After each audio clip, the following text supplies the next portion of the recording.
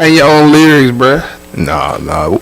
What's going on? It's another episode of Off the Cuff. And look, guys, you get an exclusive today. As you can see, these guys have on all black, and they're witnessing a bulldog funeral right here on Off the Cuff.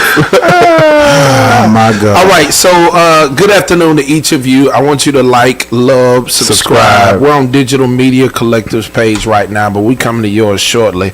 I'm about to share it on my page. I need you to share it on your page. Throw some hearts on the screen so everyone in your sphere of influence can be pulled in. We have an amazing guest today, and I'm definitely going to let TB do the honors because I was a young fellow when I watched TB on stage moving his neck sideways while the gentleman in the middle was at the front of the stage. Wow, my neck was looking like a salamander. He was looking like a salamander. He was skinny and all. But low down. So go ahead, man. Do the honors. Man, I have the honor of introducing a very good friend of mine for many years. A lot of people know him as Christopher. Some people know him as the Velvet Teddy Bear. Vetted. I said Vetted. I messed up, bro. My tongue got a fat tongue. That's the Alabama State cover. There we go. Vetted. What? Let's just start over. It's the Velvet Teddy Bear. Ruben Studdard. Y'all clap it up for him. Hey. Man, you have, out of all my endeavors over the past 20-something years, you have supported me in every last one of them. And I can honestly say, it's more than just a frat brother, but you truly are a friend. Speaking of the frat, all hell, Symphonia. We're all members of Phi Mi Alpha Symphonia. I, the Delta Beta chapter. Omicron Delta chapter at the Alabama A&M University. A&M. And I'm the Fusion. Yeah. So, take us back, because Phi Mi Alpha is really kind of unofficially how we met. Kinda. Yeah. So I think I met Terrence in '97. Wow. I came home for we have this concert they still do every year, which is the classic competition concert between the two choirs, Alabama State A&M, and one of my church members was in Alabama State's choir. And when we finished the concert, she asked if I could give Terrence a ride to his auntie's house. Shout out to Pacina Baldwin. Yeah, that's my cousin. I'm sorry. Yeah, Pacina? Yeah. You know who used to play God's Gift music back in the day. Ooh. Oh man, she was a bad radio host back in the day, right? And so, what station was that? Heaven 610 WAGG, I think it is. Yeah. But she was also on WENN. She was the gospel radio host on WENN, which is the big station in Birmingham. But such a cool. I mean, we ended up meeting, and I was online, and he didn't tell me. Wow. Yeah. You think I'm gonna tell this big joke online? I didn't find out. I actually had my Phi Mi Alpha sweater on. Ooh, so he being quiet on purpose. He was being quiet on purpose. You know what I'm saying? They don't give those. I don't think they give out those probationary membership pins no more like they used to. No. But yeah, that was that's how I met Terrence, and come to find out that we had his friend Franco was in the choir with me at A&M. And then I ended up subsequently being in a band called Just a Few Cats, maybe about 4 years later. And one of his friends was in the band. And so, me and Terrence have been cool ever since, man. And it's been a great friendship, a great brotherhood. We've traveled the world together. We've done a lot of spectacular things, and it's really cool to be here to see him evolving into a media mogul. We're gonna speak that into existence. Go ahead. Yeah. Oh, hey Shay. Ain't no baby oil over there either. Just so y'all know, ain't no baby oil. So I'm looking forward to the conversation we're gonna have today, and let's get into it. Yeah, let's wrap. So you went to the greatest university this side of heaven. That's correct. As I tell the saints every Sunday, I look towards the hill from which coming my help. So let's go back. Alabama A&M. Matter of fact, let's start high school. What made you go to that prestigious university? I have to be completely honest about that experience. I never wanted to go to A&M in high school. Okay. And I'll get to why. When I was about maybe 9 years old, I went to see a movie called School Days. Okay, Classic. and Spike Lee joint. Spike Lee, and from that point on, all I said was, I'm going to Morehouse. You understand what I'm saying? Absolutely. Like that was where my mind was headed for college. In ninth grade, my Aunt Pauline, who was a science teacher at Clark Atlanta, and I think she maybe taught at Morehouse, but I don't know. But she got me into a summer program called Scope FTMS my freshman year at Clark Atlanta, which also drove my desire to be on that campus, because all of them are literally connected. Yeah. And so I spent 2 summers at Clark Atlanta in a program called Scope FTMS, which was a science and math program. And it, my desire to go there, strengthened. But as it would have it, I played football. I was also in the choir and had a lot of scholarship offers, but did not get a scholarship offer to play football at Morehouse. I had them from everywhere, but that was one place that I didn't get any offers from. And the tuition was outside of my mama's budgetary constraints. I like it. And so we decided as a family that I needed to choose one of the places that I had full rights to. Absolutely. And I had the most fun. Actually, to be honest, I actually had fun on my recruitment trip to Alabama State. I ain't gonna even front. Like Tell me about that. Shout out to William Peak and Roshan Fall, and my 2 teammates that end up coming here and playing football for Alabama State. Wow. So we all came on our recruitment trip together to Alabama State. I'm the only one that chose A&M. Wow. And the boys are champions to this day. They didn't beat us.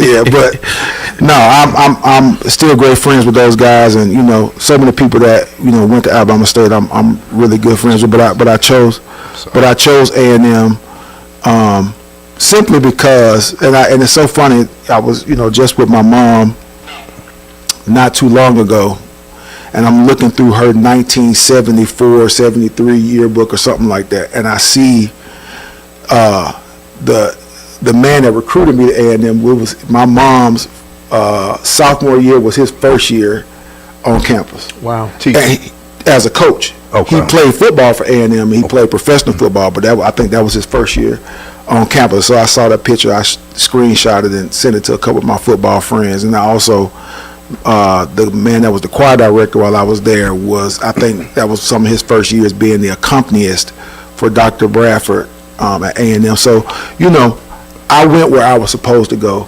But A&M is in your family legacy, right? It is. My uncle Ruben, who I'm named after, went to, my grandmother's brother went to A&M.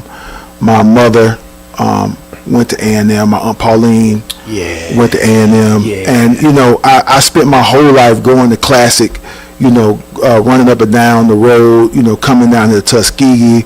We went to all the football games. That's what we did in the summertime. In the fall we followed behind A&M. And so, it's a part of my family history, and that's why I chose the school. I love it. What do you find unique about being a part of that? Not only HBCU, but specifically Alabama A&M. Is there something unique to being a part of that legacy?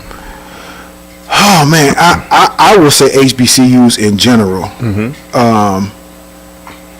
We cannot go anywhere without having family, and this is something that I'm so thankful that I chose the school, because no matter where I am, I look on my Facebook or my Instagram and somebody's like, "Hey, bro, dog, we in the audience. Hey, bro, dog, we came to support you." You know what I mean? And people don't have to do that. Right. Like they don't, just because they knew you in college, they don't have to come out and see you do anything. And so for me, it always makes me feel like no matter where I am in the world, I have family members. They may not be my blood family, but they are definitely family. We all walked up and down those hills together in the snow. I have friends that attended PWIs, and I wonder, I feel like their experience in life isn't as connected as it is for HBCU people. Like you said, you travel the world, and A&M affiliates are going to be like, whoa, we're going to go check bro out. Absolutely. a lot of my friends that maybe went to some PWIs, I don't feel like their university maybe embraces them the same way. Well, I think, I mean, let's speak specifically about the schools that we have in Alabama. Like, everybody, no matter who you are, is either Alabama or Auburn fan. You know what I mean? So there are bonds that they have together. Ours are just so specific. Right. You know what I mean? Like, people are sometimes amazed that, like, we still hang out with my choir friends from college. Like, and they're like, they'll see us out at like a restaurant and be like, man, are y'all, fraternity? Like, no, we was just in the choir together. See you. See you.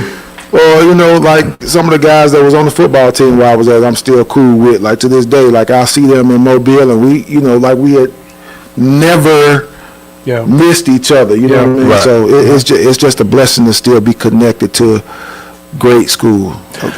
So take me back to that moment, like you were playing football. How did it transition from football to like, I'm singing from now? Yeah. I would say that I did not come to college prepared to be an athlete, and not physically, mentally, right? I chose music because that's all I thought about all the time. Like, even when I was at football practice, I was thinking about singing. You feel what I'm saying? And so, and when you're distracted like that and you're playing a physical sport, you can get hurt.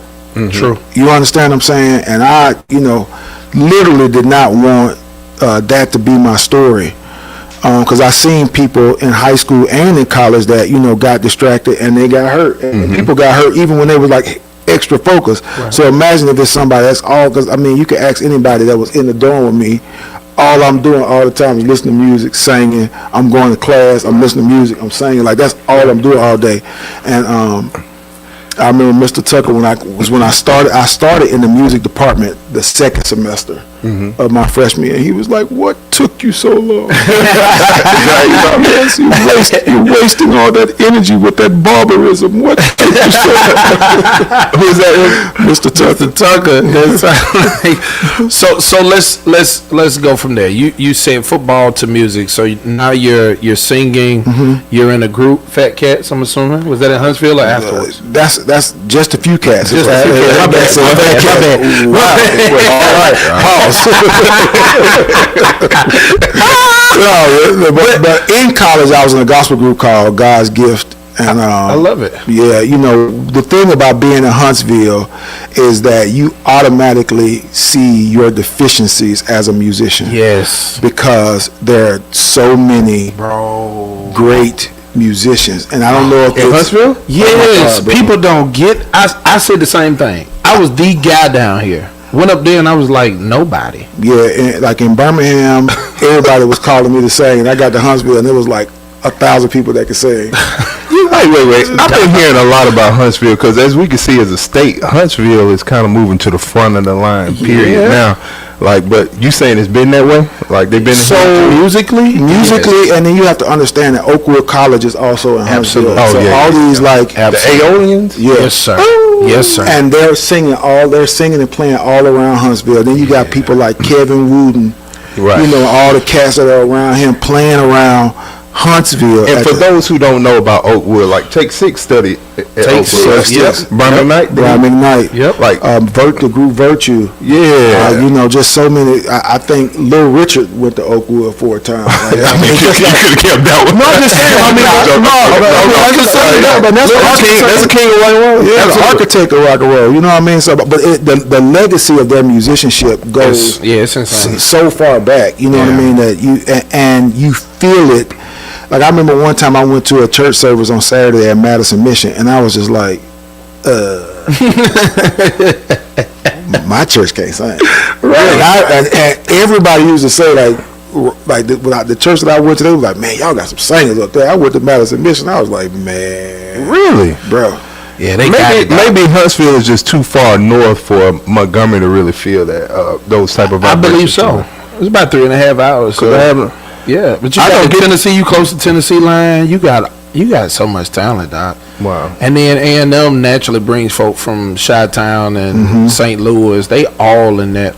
It's a crazy gumbo, Doc. We have such our alumni associations in the northern cities, to me, feel stronger than the ones in the southern cities. Like we would go on choir tour to Chicago or New York or like anywhere up north, like it'd be like hundreds of people from A&M in the audience, whereas you come to Mobile and sing, you might be a sprinkle in the air. You might get some church folk. Right. Now they're doing pretty well in Montgomery. We got a whole bus that's dripped with A&M on it. Okay. Riding around these streets. Yeah, they've been State. A&M been marketing a lot. Oh yeah, we got tons of seen them billboards. Oh yeah, them billboards out here now. So tell me this. You know, a lot of people believe you have to leave the state of Alabama to become someone. One of the staples of even your run through American Idol was the jersey 205. Yes, sir. Let's talk about how you put the state and Birmingham on your back as you went. Well, let me be clear that I thought that as well as a young person, because most of the people that were famous from Alabama no longer lived here. True. And I truly wanted to be the person that changed that. Like I you know, as we know, there, you know, several of the original Temptations are from Birmingham, Lou Rawls, like all these huge names in music are from Alabama, but we never got a chance to see them in around the city. Like what people in Atlanta, they see their celebrities. You know what I mean? So for me, my desire to wear the 205 jersey was really just me putting on for my town, and I really didn't know any other way to do it. You know what I mean? And I had a opportunity to get that jersey made, and you know, it blew up. I honestly didn't think it was going to be as big as it was when it happened. I forgot about those jerseys. Oh, them jerseys was it, Doc. But is it past the statute of limitations? Because there was some mess that went along with that. Yeah, man, we cool. Oh, Lord. Y'all cool? Yeah. Like, what happened? Like, just give us a cliff note. I think that we just we had a difference of opinion, and also I had one person that was in my ear that probably shouldn't have been there. You know what I mean? And that's just what that is. You know what I mean? But we definitely, as far as what myself and the guys at 205 Flavor did together as for a movement for the city, I don't think it'll ever be repeated.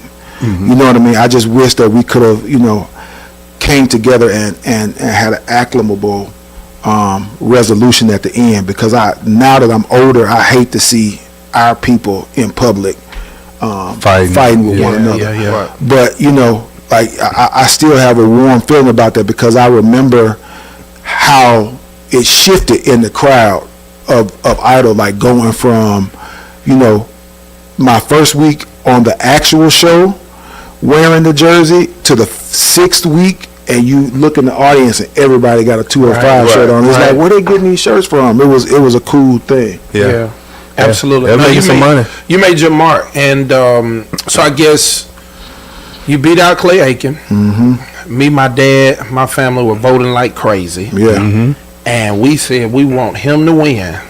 They were calling you the Velvet Teddy Bear. I believe that came from Gladys Knight. That did. What kind of pressure did that add to your life? You know, this Luther Vandross persona being added to you. Listen, you know what's interesting is that it really wasn't as much pressure as people think, because the show was so much work. We didn't have time to think about what people thought about us. Like, we literally worked 16-hour days every day. Wow. Except for maybe Sunday. And Sunday was what they called a listening day.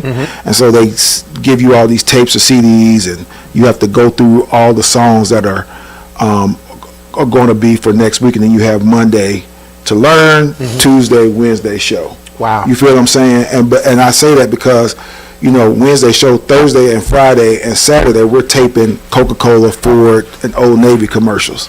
So that our whole day was filled with things that had to do with the production of the show.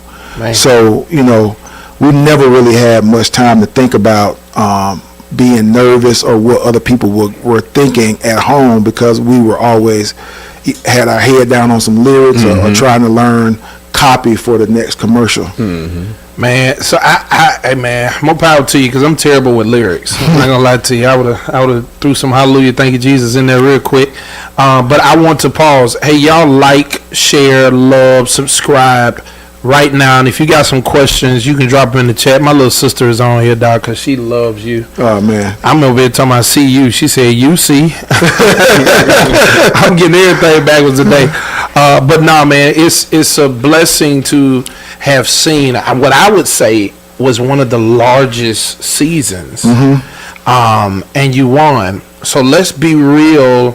Not just about your work hours, but what was it the day after? You know, the confetti comes down, all of the excitement. What's next? The day after is a whole lot more work. There is no, like, in our minds, and this, and just to be clear, like, at the finale, all of us are there. So the whole group of us are there. We're all working together because, I mean, if you guys watched the show, you saw we did all these songs and group numbers and things, but we had to be a complete 10 contested unit. Right. The day after, it was just more work. Like, we didn't get a day off. Right. I didn't have a day off for like a month and a half. Man. Like, I literally like went from winning to a studio in Burbank where I sat in front of a microphone like this and I did interviews to the East Coast. Wow. So I just, all day long, I was doing So when did you have vocal rest? none. And after I got done doing that, we did like whatever TV was on the West Coast, and then that evening we flew on a jet to New York. Wow. Yeah. And we started our press run. I started my press run for all the like Today's Show, Good Morning America, all that stuff. And it went on for like 2 weeks, and then I went straight from there to the studio. I started recording. We didn't get no days off. Right. The first song I recorded was Superstar or Flying Without Wings? I recorded Flying Without Wings on the show. Okay. The first song I recorded in the studio in New York, I think, was "How Can You Mend a Broken Heart?" Oh yeah, you murdered that joint too. Yeah, I think that was that was the first song I did. So, what do you see? American Idol, they took a quick break, came right back. What do you see as a major difference between like American Idol today versus back then? I think the major difference is they have competition.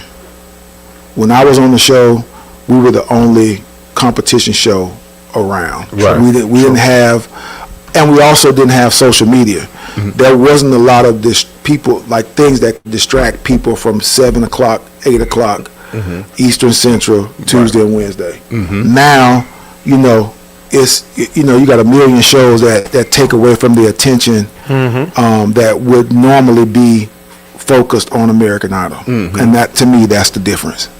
Yeah. So, do you have any winners of American Idol or The Voice that like you admire right now? Oh man, the young man that just won can sing. Jamal. Oh, that boy. Jamal. What's his last name? Oh, Robert. Jamal Robert. Yeah, he can sing. Yeah. He won. He was on Sunday's Best first. Yeah, and I didn't. Nasty. And I didn't know that until after he won American Idol. Yeah, that boy, that nasty. Yeah, he can sing. And I, to be perfectly honest, I don't watch as much as I probably should, just because that is where where people found out who I was because of that show. But I still love that they give young people the opportunity to live out their dreams. That's the biggest thing that I like about the show in general. Did anybody treat you different after you won? Did anybody treat me different after? I'm sure they did. You know what I mean? Like, I'm sure people, I mean, that's just the natural inclination when people, because I'm so astute. That's that A&M coming out. You hear that? But I mean, even when I meet people that I've admired or that I've admired from afar, I act differently sometimes. But I will say that, you know, the folks that knew me before I was on the show, they still was knuckleheads. Him and my brother So used to let's give talk me about that. a hard time. Now, what you doing with him singing behind you? What's that about? Man, listen, you know, I wanted to give a bumblebee a shot. I know, bumblebees walk around all day. Folks has got fly swatters. They trying to hit him, and I decided that, let me give a bumblebee a shot. Right. You need an RN standing behind. Hey, Go ahead. you brought up your brother, Kevin Studd. Like, talk about that experience with him, like going through American Idol, becoming Men Together. My brother was always supportive of me as a musician, and he didn't just say it. Like, he really was supportive. Like, I think my brother paid for one of my first demos. Like, he didn't have to do that. Right. And so for me, I always, and he was, clearly my best friend. You know what I mean? Like, I always wanted him to be around. That was me. That wasn't your best friend? No, sir. No, sir. You're a good friend. Okay. But not my best friend. Yes, sir. I'm with you. And the reason why I say that, because me and my brother fought for our relationship, and not physically fought, but we didn't grow up in the same household.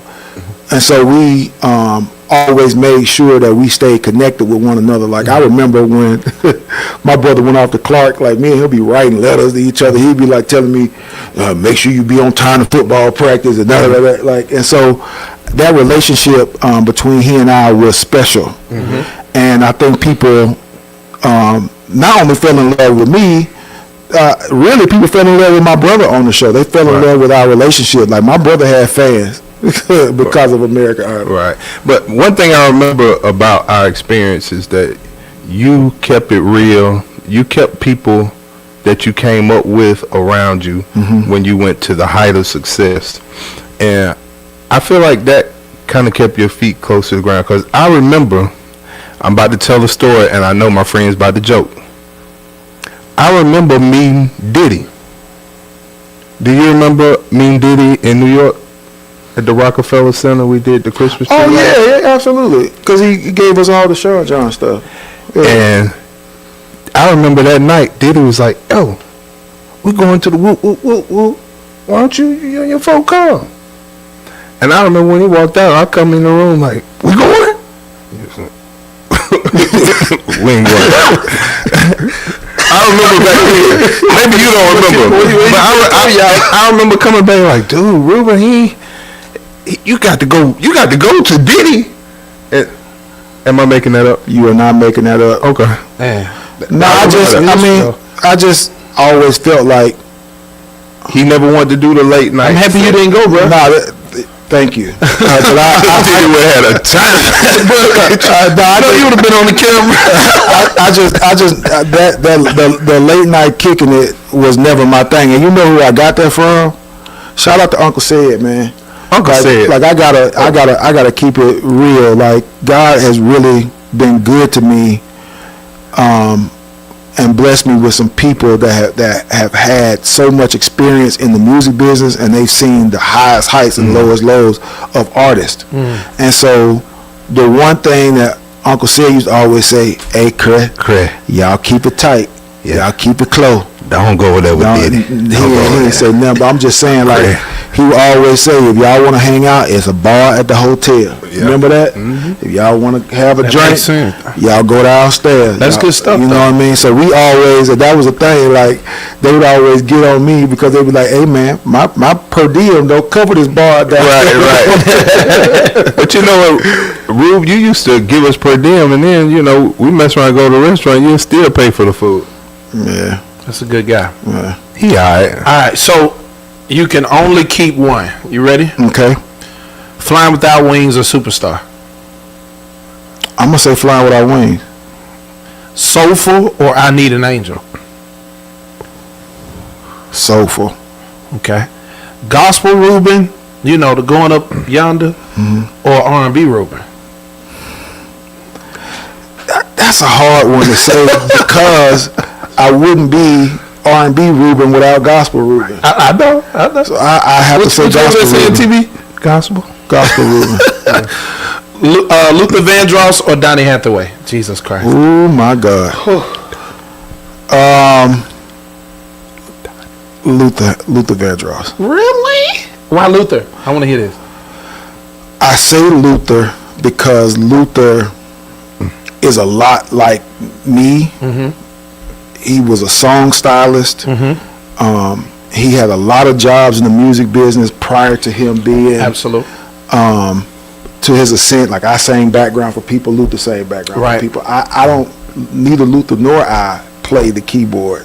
You know what I mean? So I say Luther because Luther is more of a blueprint as a singer for me. I like it. Yeah. Have you seen the documentary? Mm-hmm. That thing is killer. Yeah, it is. Absolute. Studio or stage? Stage. Okay. Quartet or contemporary gospel? Ooh, quartet.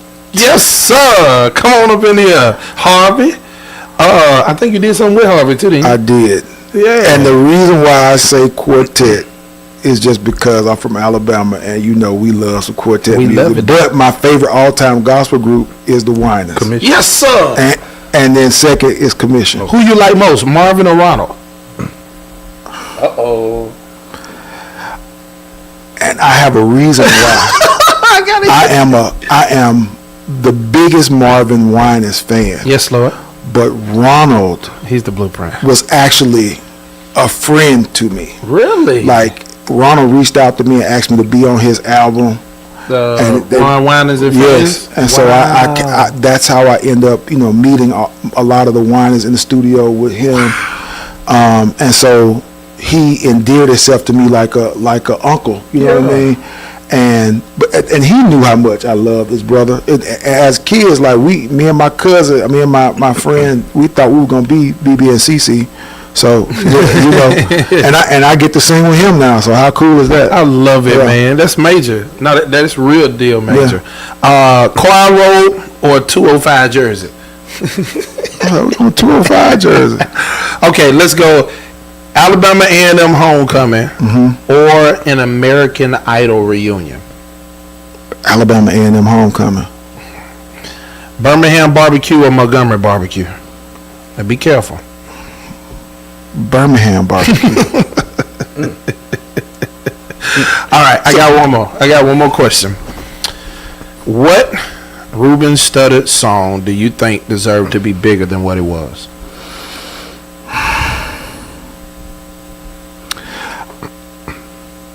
Does it have to be a single? No. So there was a song that I had on my Return album called Our Story. Mm-hmm.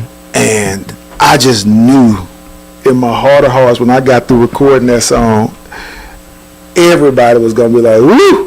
That's it right there. Like, I even because at that Terrence is, I think, still singing background for me at this, and so I used to try to pump this song and y'all gotta hear our story, and it just never caught on. But it's still to this day one of my favorite Ruben Studdard records. Man, it's so much stuff that Ruben has with Harold Lilly that the airwaves ain't even heard.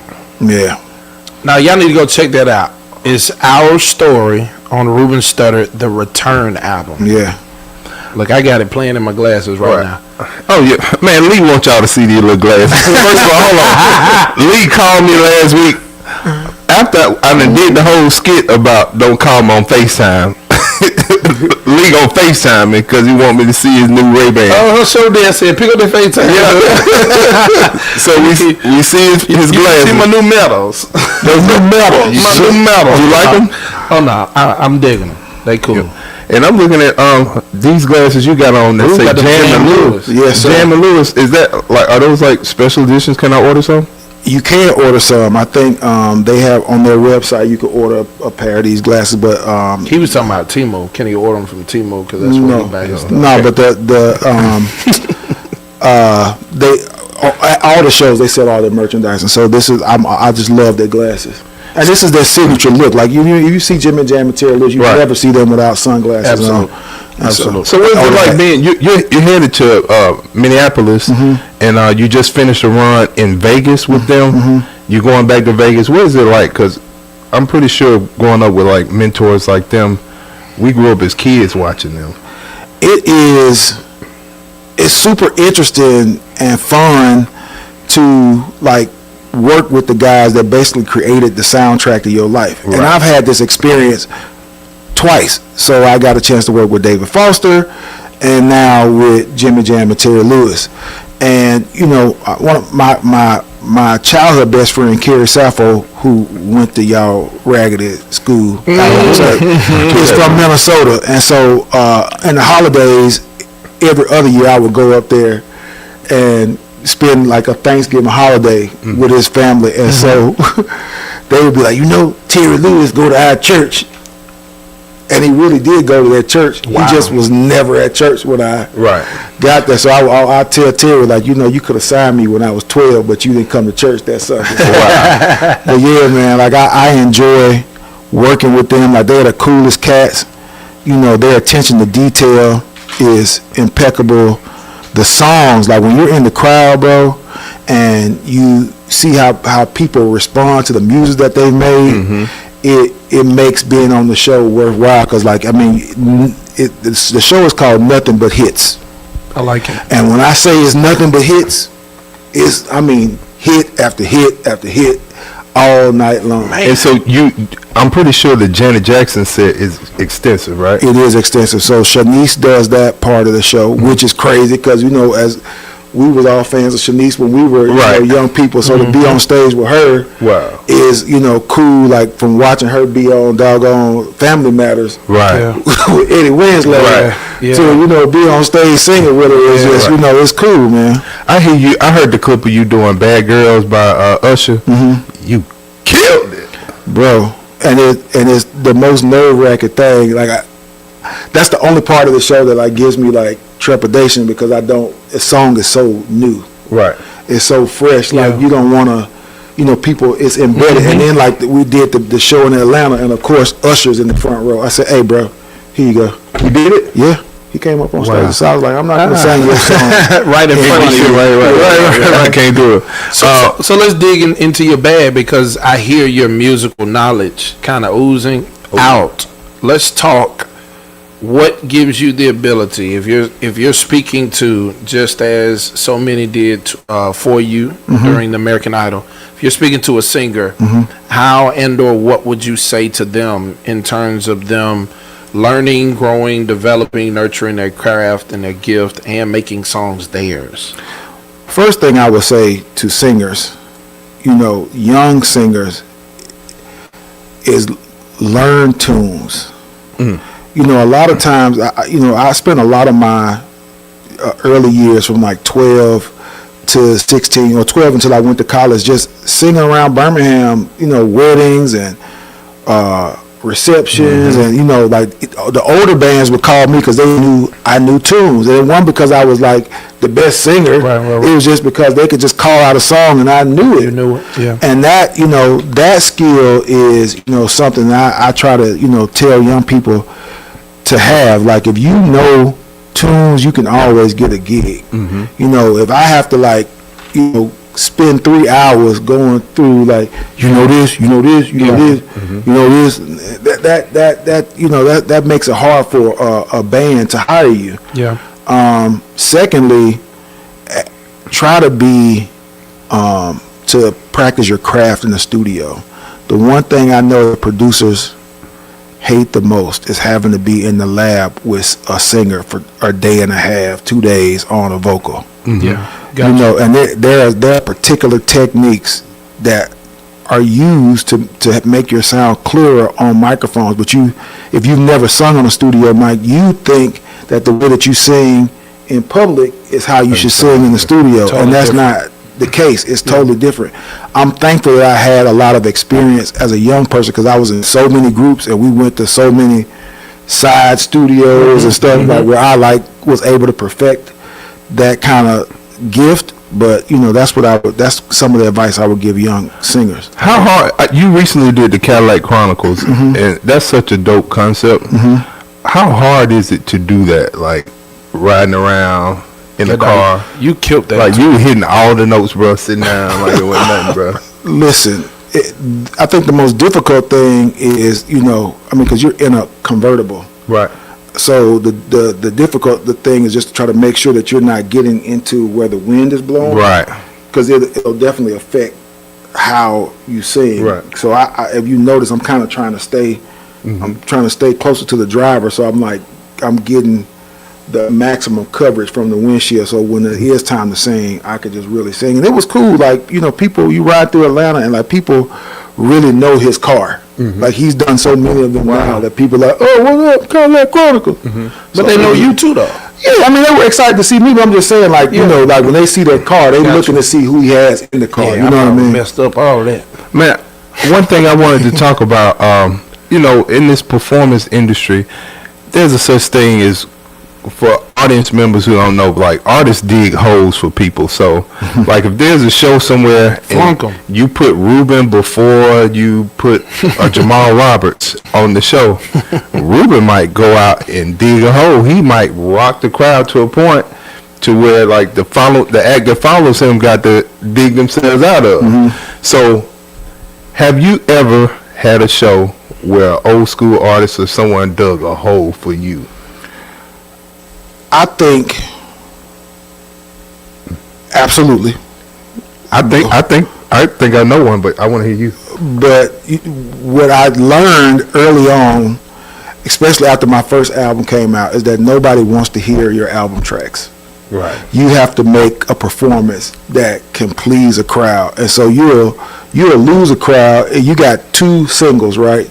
So my first 2 singles was "Flying Without Wings," Sorry 2004, and then I think third one was Superstar. So I got these 3 songs out, and But I got a whole album. And you think if people want to hear that, don't nobody want to hear "Don't Quit." Oh man, don't quit. They're like, bro, saying something we know. So I had to get out of my Ruben Studdard bag, and at a point in the early on, I had to get into my Just a Few Cats bag, like adding that. Just a few cats. Yeah, I had to add that to the show, like give people an actual show, and then throw out the songs that we did. Because because listen, them old artists, like one of the toughest tours I ever been on was with Frankie Beverly.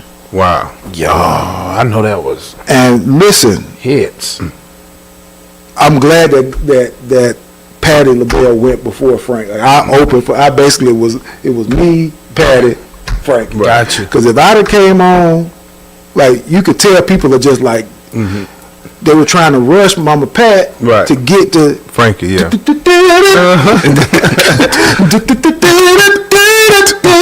You know what I'm saying? They're trying to get to it, but that was a great learning experience for me, like to be able to sit on the side of the stage and watch those 2 legends every night. Because when Mama Pat would get to that, when you've been blessed, over with. Sometimes you gotta suffer. What's your remember? Do you remember Jeffrey Osborne? Down in Florida. So prior to then, I really went up on him. He's a monster. I tell you, that boy was. He came off the stage with a shoulder in his hand, and he's still digging holes. How old is he now? He in his 70s. He's a young man. Right. So, can you? I want to ask the other half of the question. Can you remember digging holes for somebody? Yeah.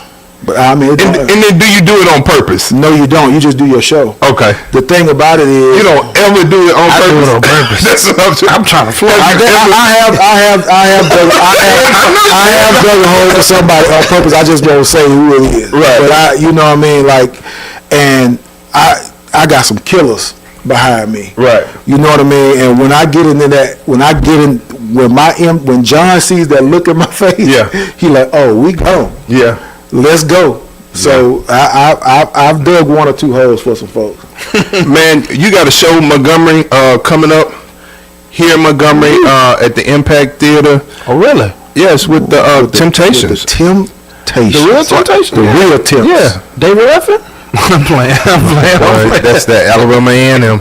Come on, man. Calm down, man. My line name was David Ruffin. That's all. Okay. My line name was David Ruffin when I play sing. So what does that mean? I think we got the flyer back there for the show, but it'll be at the Impact Theater. What does it mean to be able to collaborate with a legendary group?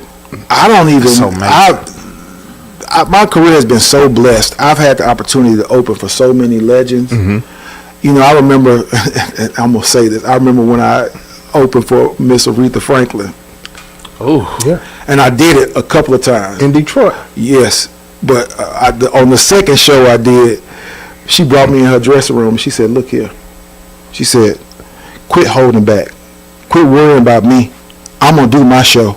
Really? I said, "Yes, ma'am," because I couldn't get over the fact that I was singing for Aretha Franklin. Wow. So she could tell that I wasn't like going full out. You know what I mean? She pulled me to the side. Was like, "Yeah, quit holding back." Wow. So, I just put you on some music. What you listen to right now? I want to pull up some. Give me some music right now. Man, I'm really just listening to singers. Like I listen to a lot of Leslie Odom Jr. Oh, Cole. Robert Glasper is always in my playlist. You say you and Robert Glasper, y'all kinfolk? Yes, sir. Are you serious? Yeah. How'd you find that out? Well, you know, when you do have a ascension like I had, you meet family members that you wouldn't have normally met. So I met all of my family members on the East Coast, and they informed me that we were cousins. And then when I end up subsequently meeting him, he, you know. That's cool. Y'all got to do an album together. We've been talking about it. I saw this this video not too long ago. Somebody producing. You doing like a fusion jazz album? I'm doing a piano album with Jamar Jones. I actually met Jamar with Miss Pat, but he's from Philly, and this is like funny how small the world is. He and Dre and Vidal went to high school together. They were all best friends in high school. Wow. So you know all the records that Dre and Vidal produced for me, and he played on some of the songs. I just didn't know him at the time. And we kept in touch, and he was one of the minister of music at the Potter's House, and he's now the minister of music, one of the ministers at the worship center. So, but we're doing. Is that where you are? I've been a member of the worship center for a while. Pastor Van Moody? That's correct. Okay. Yeah. Awesome. And I've always wanted to do an album of songs that I sang while I was in choir. And so a lot of these songs are songs that were like songs that I sang in this group called Mixed Ensemble, songs that I sang in concert choir. Like what? I don't want to give it away. Well, just give me something far off. Sing something from Poor Getting Best that you used to do. Oh, you talking classical? Oh yeah.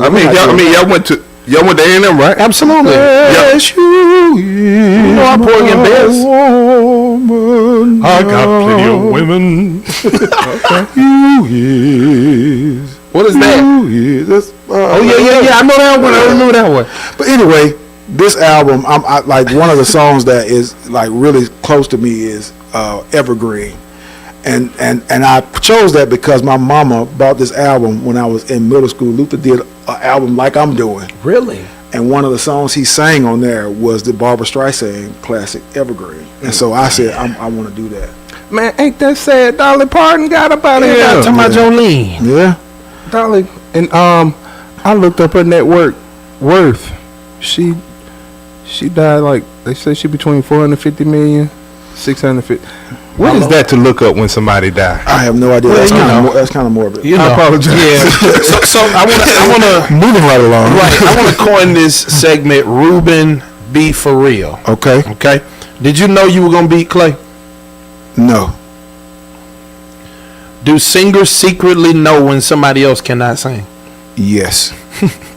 That's not a secret. Everybody knows what somebody can say. Have you ever smiled through somebody singing your song terribly? Yes. What song was it? Flying Without Wings. All right. Have you ever wanted to tell somebody to please stop asking me to sing a particular song? Yes. What song was it? Flying Without Wings. You ever got tired of Sorry 2000? Yeah, boy. Well, I mean, yeah, keep going. Is there anybody famous whose numbers came across, or their number came across your phone and it made you say, hold on, why they calling me? Yes. Who was it? Natalie Cole. Ooh. So what celebrity friendship do you have that would surprise us? Surprise y'all? I don't know. I'm cool with Michael Strahan. Okay. That's real. And we kind of bonded over swag stuff. I like it. Like, you know, when we met each other, like, we instantly, like, got cool and all, like, every football season. Like, right now, we're probably going to gear up to be talking smack to each other. I like it. I thought you were going to say fantasy league or something. No. All we talk about is swag football. Okay. Yeah. I like it. So, have you ever used I'm Ruben Studdard to get something you weren't supposed to get? A reservation. I know that's fat. Right. But what restaurant were you going to? I have no idea, but I'm sure I said, hey, it's Ruben Studdard. I like it. So now I need you to do this for me. Okay. Top 5 singers. Ooh. All genres. Top 5 singers, all genres. Yeah. Or you want to give me your gumbo? Your 5 influence. Okay. Fred Hammond. Marvin Winans. Oof. Luther Vandross. Gotta put some female.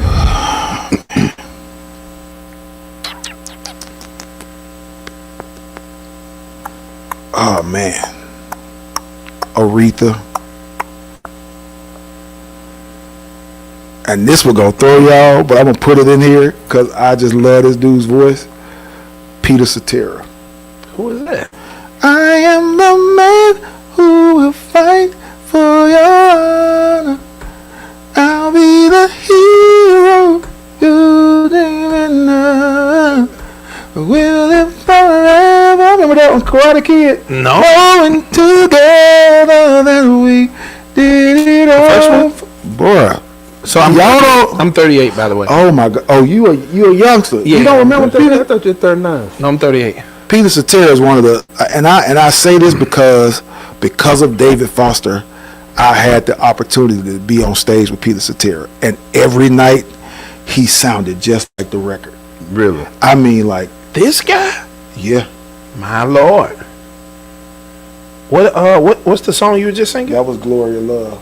Glory of Love. Okay, 1986. Yeah, bro, I wasn't even born What's yet. so girl you put me on, the jazz singer Samara Joy. Joy? Yeah, she's a beast. Yeah. I'm gonna have to. I'm She gonna have to is a check this beast. out. Yeah. No, I like that. No, that's golden though. I Yeah. think everybody has at least one influence that others don't really think Well, about. I grew up in the '80s, bro, and so when I was a kid, radio wasn't as segregated as it is right now. True. So like, you'll fool around and hear Hall & Oates, Peter Cetera, and Dougie Fresh on the same radio station in Right. Birmingham. That's just, that was just the nature of what we were listening to. Right. Yeah, I like it. I want to change the flow of it because one of the most important parts of your story is that you are now a family man. Yes, sir. And I remember early on in my family years, you were right there for it. And, and I find it funny that now my kid's grown and you run around with a 6-year-old. No, it's so funny because I just remember how we used to be like, all right, Terrence, we finna go do it. You're like, man, shoot, I got it. And now that's the groove I be on. Look, man, I'm blessed, bro. I have an amazing wife. Kristen, one of my arch nemesis. and she's blessed me with 2 amazing kids, Olivier and Henry. So I'm really thankful that God has given me the opportunity to be a father. Everybody doesn't, I don't take that for granted. That's true. I'm thankful that I'm getting the opportunity to be present. Yeah. And here's the thing. I used to envy you guys. And honestly, like just like you and Jason and Kerry, like 3 of my best and closest friends, all had children in your early 20s, and I used to envy that, you know. But I probably couldn't have been as present as I wanted to be. Right. Then now in my career, I kind of make moves as I see fit. Yeah. You know what I mean? But when I was just, you know, starting to build the name of Ruben Studdard, you know, had I, you know, had kids, I wouldn't have been able to, you know, tell a promoter, I can't do this right now. My kid got such and such. So it's been a great journey. God has been really good. I'm thankful that I, you know, get to see these 2 amazing individuals grow, and you know, my wife does an amazing job with them when I'm on the road. Like, she makes sure that they are well taken care of, and me as well. Like, honestly, bro, it's got to be a blessing to be able to do it like way more established, you know. I gotta say this, man. Like, you know, our wives don't get as much credit sometimes as they should, bro. Absolutely. Wow. And Do that. honestly, I couldn't do any of the stuff I'm doing without Kristen. Wow. Like, and that's literally and figuratively. And why I say that is because, you know, when my brother died, I went through a bout of depression.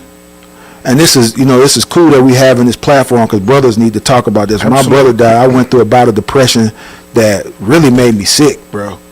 Like, I literally was not well. I didn't know. And but the steadiness of Kristen and her ability to love me through all of that darkness is why I'm in the light right now. So shout out to my wife, Kristen. That was sweet. Look, during that moment, that's when I knew she was your wife, because whenever I talked to you on the phone, you were joking. And we were laughing. I had no idea you were going through depression. Right. Until Kristen and your mom reached out and said that he ain't doing well.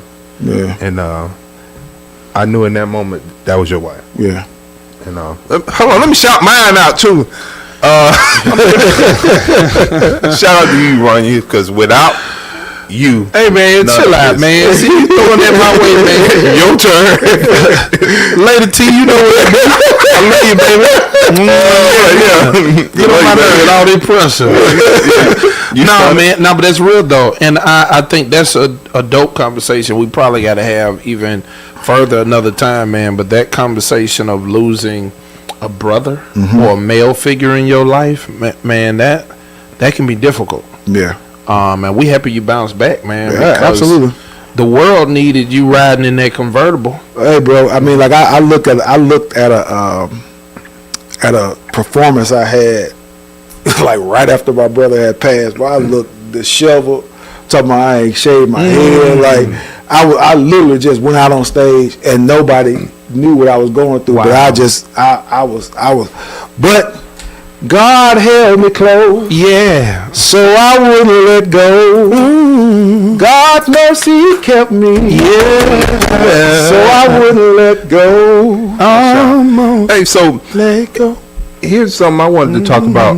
Artists, musicians, people who are in this industry, like, people don't talk about, you know, you talk about the ascension, but there comes a time when, you know, You got to go over the hill. over the hill. And a lot of what we receive is like accolades from the community. Yeah. And so the more you get further down that other side of the hill, I feel like it can lead to depression, anxiety for some people, because they're not as popular as they once were. Yeah. So do you all have any thoughts on that? Maybe somebody that's listening that's a young musician. What does that evolution look like? How does that descend not be so painful? This is why I try to talk to young people that are in school for music about being versatile, because you have to be able to do a lot of things in music to stay a working musician. You rarely find an artist that stays here all the time with their records. Right. You know what I mean? And so for me, because I could do jazz, I could do gospel, I do R&B. Like, I've really been blessed to be in all the spaces where, like, if my R&B records ain't popping right now, I could go over here and sing at church. If gospel ain't doing it for me right now, I could go in there with the jazz folks and do my thing. And that's really just because of the education, hallelujah, and the performance help that I received at the Alabama A and University. Where we have alumni. Now, but you know what's always interesting when people have those questions, Terrence, is the reality that when you're grounded and you know who you are, it doesn't always dishevel you, you know, like that. You legitimately, once the claps, they somewhat simmer down, you're still who you were before they ever came. And you also have to, like, put in perspective what is successful. True. So, you don't understand what I'm saying? Like, there are very few people in the world who will ever sell the amount of records I've sold. Right? Yeah. Like, very few. I was buying them CDs, but also, you have to keep evolving. And so that's what I think, life is about. Like, I've had the opportunity. God has blessed me with, I get to go out and sing for people, and they allow me to become a grown man. Right. And that's really great. Yeah, I was scared of you, and I didn't even know you. They said Ruben was coming to homecoming, and I got invited to Find Me Out for SAI kickback. And what was you scared of me for? Well, they said, because you used to be around looking. They said you was the man, and so we in there chilling, and what they started singing. What's the frat song that's like R&B low key? It's good, honey. Man of music. No. The other one. The other one, not that one. The other one that's, man. We about to put you online, bro. You better remember you talking about Symphony Alphabet. That's a Delta Beta song. Really? Yeah, they made we got that from Delta Beta. So Delta Beta made a lot of these chapters around here. Okay, all right. I heard about Triangle. I'm staying humble. Delta Beta started right on the campus of Alabama State University. Then you talking about the Alphabet song? It wasn't even the alphabet. It was the other one. It's the other one. What's the other one? It's one more. Come on, y'all. Brother to brother. Yeah, brother to brother. It was brother to brother. That came out the book. Yeah, Charles and them was singing that joint. So and it was so musical. I started humming. When I tell you they came in that corner so quick on me. And they said Ruben coming. I said, oh Lord. Historically, who's had the best marching band? State or A&M? For what though? For the stands or? He trying to be funny. Yeah, he trying to be funny. No, I'm being honest. I think it's marching. I think our band is different than y'all's. Okay. So y'all are heavy on brass. I give y'all fifth quarter, and during the game, we're probably more musical. You know what? I could agree with that. Yeah, we're like a concert band that plays during the game. Okay. I can agree with that. And that's really the character of our band instructor, though.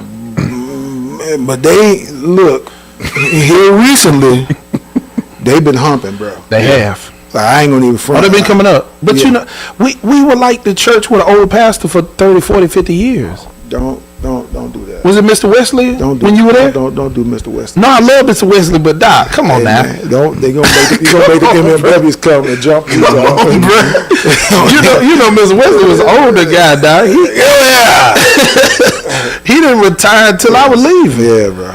You know, so we have to talk about the bond with Phi Mu Alpha, because I promise you, that's a special bond. Like, I love being a member of Alpha Phi Alpha, but Phi Mu Alpha having that special music bond, singing with brothers, harmonizing, that's an interaction that creates a special bond. So speak about it. You know what's so funny? When I decided to go to A&M, my cousin Keisha was already in the band at A&M. My older cousin, her name was Keisha Lucas, and she said, "When you come to A&M, you gonna be in Phi Mu Alpha." And I was like, no, I'm not. I heard because I had never heard of it. I was like, why I ain't gonna be in no Phi Mu Alpha? What is that? Man, I got the A&M dog and got in the choir, and they came out we were at the end of the choir, and all the Phi Mu Alphas came down. They were talking. They started singing the alphabet song, bro. I said, oh, I gotta be down. I gotta be down. I love it. So cool. I did it twice. Yeah. Twice? Yeah, I was on live my first semester, dog, and I didn't know I couldn't do that. I didn't know no better. My football coach was like, "You what? You doing what? You going out there right now and quit?" Wow. So I had to walk in the room with my dead LBs and tell them I quit, and they got it. Wow. I can't wait until you do this graduate chapter of Alpha, because I know that's been in your heart since I've known you, and your legacy. Your dad's an Alpha. I don't have nothing to do with Ruben. Y'all, stop. Why are you always doing that, man? What's that messy to do on TV? Super messy, bro. Like, come on.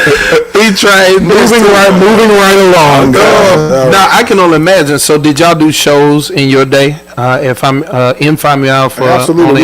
We had a standing show called Ladies Night, man, and it used to be a problem. Man. We had some singers.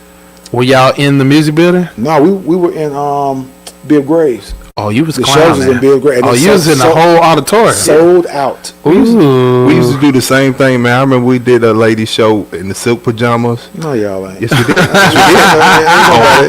Ain't nobody coming to hear you, Otis. They did. Look, shout out to the bros, Cliff Petty in the chat. Yeah. All hell. Funny. Yeah, bros. Ain't nobody come to see you, bro. You crazy, bro. Ain't nobody came. No. Let's talk about the first time. Chill. Terrence brought his band to Birmingham. Don't What do band? that. Sold out? No, don't do that. To open up. I opened up for the Cats. What band was it, Doc? Tell them about it. It wasn't a band. It was a Just Few Cats show. And I had my own music back then. I was the cleanest brother. Terrence had on leather pants, leather boots. I was killing him. Leather jacket. Was he outside? Had a gold shirt on. Oh God! You gotta realize now this is the neo soul era. Because we all in there with like our little knitted hats. They chilling. They done had their outfits on all day. Jeans, polos. But I was in an old school band, style band. Look, I was in style band, and style band they used to wear the little sequence vests and stuff.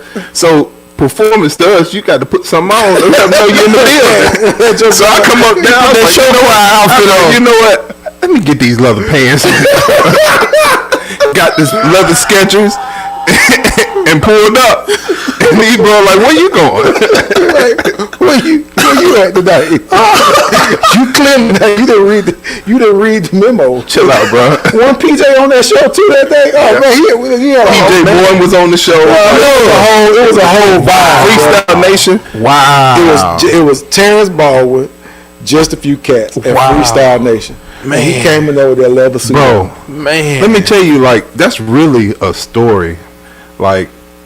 That moment in Birmingham, that was really something special. PJ Moore, that only Just Few Cats album. PJ's on that album. Mm-hmm. Really? Ruben Studdard, that was truly a renaissance. When you bring in the Ruben Studdard Christmas show back in Birmingham, I know you miss Birmingham. I'm gonna try to do it next year. Okay. I'm actually on Christmas tour this year, so I'm gonna try to bring it back next year. Do you like being a Mobilian now? You no longer have a residence in Birmingham, right? I do not. You're a Mobilian. I am a Mobilian. What's that like? I love it, man. It's where my family is. You ain't gotta look at me like that, homeboy. You want scrap? No, sir.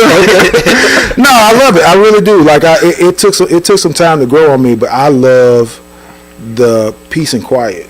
Mm-hmm. You dig what I'm saying? I come off the road and I could come other than, my kids making noise, but out there where we are, it is just, it's solitude. So who you listening to right now? Oh, man. Because I'm about to pull them up, whoever you listen. Like I said, Leslie Odom Jr., Gregory Porter. He fire. Leslie Odom fire now. That's who I'm listening to. This I sent both of y'all this. Xavier Lynn. That quartet. Hey, here's the thing. Press pause. What did he ask me? What are you listening to? You heard that right, Brent? You asked me what I'm listening to. Didn't nobody say, I wonder what Terrence listening to. That man asked me, what are you listening to? He proceeded to put his cell phone in the microphone. So everybody, you need attention that bad? Huh? You done dunked the ball now. Let the rim go. Let the rim go. I got to back up and shoot. You dunked. You got the 2 point, but you hold on to the rim. Oh God, hold on with the song now. Oh God, that's good to me. That's what those are my favorite singers right now. That's so good to me. So where do you worship in Mobile? Well, we are looking. Yes, we do. We go to a church that's down the street from our house. It's called Lighthouse, and it's my wife's friends' people's church. So we go. They drink coffee during church? They do not. Okay. It's black church. It's old school. I like it. But we are, looking for a permanent church home. Absolutely. And we just hadn't had time to, I got a lot of friends down there from A&M that, work in churches. So we're going to visit a couple, see what we like. Absolutely. When you go to church, like, is it a must? They going to always mess with you about singing? Somebody going to always point a microphone at me. It don't, like. Does that get on your nerves? Nah. He ain't got no problem saying no. Oh, no, you ain't supposed to say no in church. Yes, you are. Hey, look, somebody asked me today, they said, Pastor, I seen you interviewing Ruben Studdard. He gonna be our special guest for Revival tonight. I said, no, he probably gonna be home. Yeah, I don't mind. I have gotten enough practice at telling folks in the pulpit, I'm good. My Lord. I came to hear the word. I'm good. My Lord. I like it though. Yeah. I think some people want to come to church and just be normal. Yeah, and that's really the cool thing about going to church in California. Mm-hmm. There, even though it is a production, nobody expects anything out of you. You just come to worship because they like everybody asks you say Denzel sitting right there. Right. What care about you? That's funny. West I like Angeles. it. Yeah, I like it. So T Baldwin, give y'all that. All right, guys. Wrap it up. Yeah. So T Baldwin, I want to know. Do you still? It's funny. Do you still want to sing background? Yeah. He's not welcome. He don't got it no more, dog. Yeah, true. Yeah, I am. I'm old school. Yeah, he got no more. That was nice. Right. He's not welcome. Hey man, praise the Lord. Hey y'all, like, love, subscribe. We had an amazing guest today, and we definitely know that he's doing major things still. Whatever you used to know, you need to update your current catalog. He got some new stuff out here recently, and he has so many CDs and albums that probably you haven't heard all of them. But there's one song in particular. What's that song again? You said needs to go a little bigger. Our Story. Our Story on the Return album. Yeah, that was a cut there. Yeah, you need to check that one out. And tell them again about the concert coming up with the Temptations. I'm singing with the Mighty Temptations. Yeah, y'all come on out there, man. It's gonna Is be that in October? I think it's in November. November. We got the flyer. Can we go ahead and put the flyer? Okay. Yeah, I need to go and get some of them. The Impact Theater. That works. So y'all tap into that, man. Thank you for coming on, brother. Love you, bro. Love you too. Yes, sir. Thank you, Doc. Peace. Peace out. Peace out, fam.